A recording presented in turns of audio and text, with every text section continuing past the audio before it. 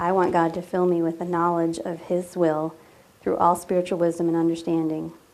And I'm praying this in order that I may live a life worthy of the Lord and may please Him in every way, bearing fruit in every good work, for He has rescued me from the dominion of darkness and brought me into the kingdom of the Son whom He loves, in whom I have redemption and the forgiveness of sins.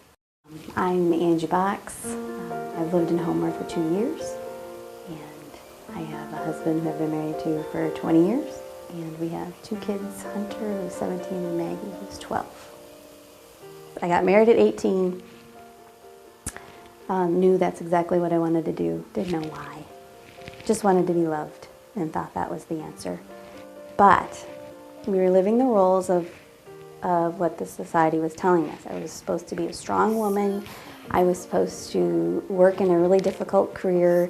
I was supposed to have kids and not stay home with them. I was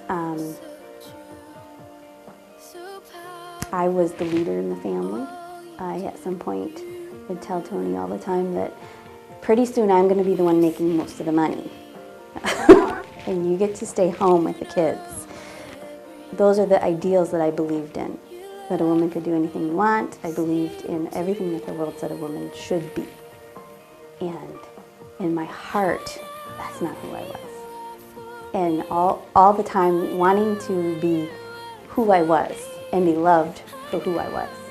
Because I was shy and quiet and timid and needed a lot. I was needy. And nobody knew who I really was. So fast forward through 10 years of marriage and military family and kids, and completely loving my husband in all that I could love him, God stepped in one day and said, here I am. And we, both Tony and I, immediately went after him because we were at our wits' ends. We were at each other's ends because we had no idea what to do next, because we knew we loved each other but knew that things were rough, things were hard. And I came into a very big brick wall because I couldn't get over the wall. So God stepped in, and I said, okay, God, I'm willing, I'm ready, and I will never forget the day that that when we went to church and they talked about being home.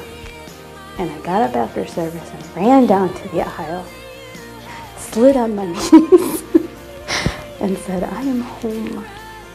And told God that I'm surrendering. He has my whole life. He has everything.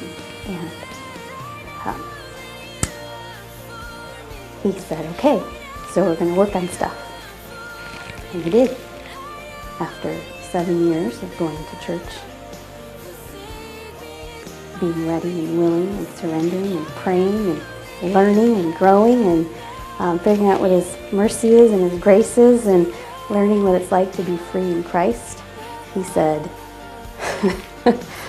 okay, if that's what you want to do, then I've got more for you. We were comfortable and content. Our family was 2 kids, house, decent job. God said I want to give it all up. And He said, I want you to move 4,000 miles away. And again, everything the world says. It meant giving up what I desired in my heart, but it meant saying yes to God and being in the wing of His protection and His grace and His will, which is the scariest place to be in, but the most safest place to be in. And that is where we continue to live.